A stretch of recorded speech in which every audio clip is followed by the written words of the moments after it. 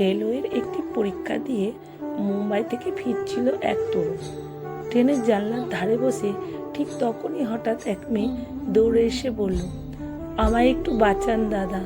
ছেলেটা কিছু বুঝে ওঠার আগেই মেয়ে তার কম্বল টেনে পায়ের কাছে মাথা রেখে শুয়ে পড়ল। অনেকটা পথ পেরিয়ে যাওয়ার পর মেয়েটি জিজ্ঞেস করলো, এই ট্রেন কোথায় যাচ্ছে? ছেলে বলল, লখনৌ। ঠিক তখনই পরীক্ষক এসে উপস্থিত। মেয়েটিকে বলল, আমার লখনৌ অবধি একটা টিকিট কেটে দিন। এইভাবে তাদের পরিচয় শুরু হয়। দুজনের মধ্যে গল্প জমলো, হাসির ভাগ হলো। লখনৌ পৌঁছানোর পর মেয়েটি বলল, আমি এখানে নতুন, আত্মীয়দের ঠিকানা ব্যাগে রেখেছিলাম, হারিয়ে ফেলেছি। কয়েকদিন আপনার বাড়িতে থাকতে পারি? ছেলেটি একটু চমকে গেল, রাজি হলো। ঘরের দরজা খুলতেই মা বাবা অবাক। ছেলে শুধু পরীক্ষার জন্য গিয়েছিল, আর সঙ্গে এক মেয়ে নিয়ে ফিরেছে।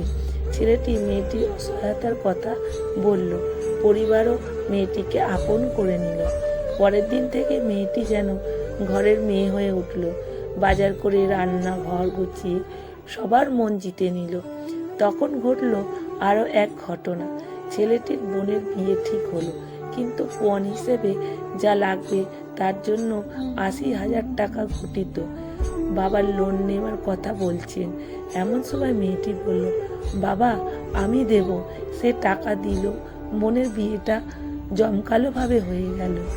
তারপর একদিন ছেলেটি মেয়েটিকে বলল, আমি তোমায় ভালোবেসে ফেলেছি, তুমি কি আমায় বিয়ে করবে? মেয়েটি হেসে বলল, তুমি যখন এই কথা বলো তখন কি জানো আমি কে? পরিবারের সামনে দাঁড়িয়ে সে বলল, আমি মুম্বাইয়ের এক পতিতালয়ের মালিকের মেয়ে। মা আজ আমার দর নির্ধারণ করেছিল, আমি পালিয়ে এসেছি। আজ আমার যদি পরিচয় জেনে আমাকে ত্যাগ করো, তাহলে তোমাদের ভালোবাসা মিথ্যা প্রমাণ হবে। বাড়ির সকলে চুপ হয়ে গেল। দূরে দাঁড়িয়ে থাকা ছেলেটি বোন সব শুনে বইয়ের পাশে দাঁড়িয়ে বলল, ভাইয়ের বউ যদি যখন দিনরাত ঘুরে আমাদের জন্য বাজার করেছিল তখন সে খারাপ ছিল না। আমার বিয়ের খরচা দিয়েছে, তখনও কেউ খারাপ বলেনি। আজ তার অতীত জানার পর যদি কেউ তাকে ত্যাগ করতে চায়, তাহলে আমি বাড়ির মেয়েই নই। মেয়েটি যখন চোখ মুছে বলল, আমার বিয়ে করবে, তবে একটা শর্তে, এই বাড়িকে মহল্লার সবচেয়ে বড় সুন্দর বাড়ি বানাতে হবে। ছেলেটি হতাশ স্বরে বলল, আমার বাবার কাছে এত টাকা নেই। মেয়েটি নিজের মাকে ফোন করল।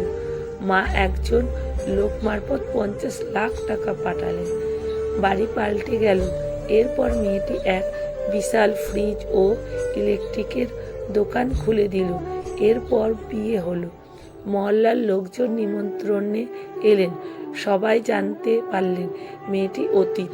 তবুও মুখে কেউ কিছু বলেননি, বরং অনেকেই বলল, এই মেয়ে তো লক্ষ্মী।